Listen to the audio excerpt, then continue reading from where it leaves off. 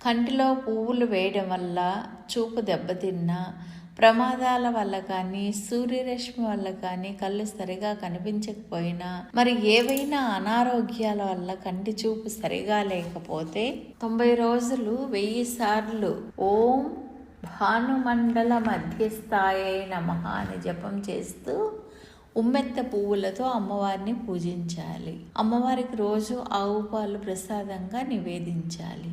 జపం పూర్తయ్యాక 3 సార్లు ఇదే మంత్రంతో కుంకుమ పువ్వులు కలిపిన నీటిని అర్ఘ్యంగా ఇవ్వాలి. చూపు సరి అవుతుంది. 180 రోజులు ఇదే విధంగా జపం చేస్తే కంటి శుక్లాలు కరుగుతాయి, దృష్టి బాగుపడుతుంది. ఓం భైరవ్యై నమః.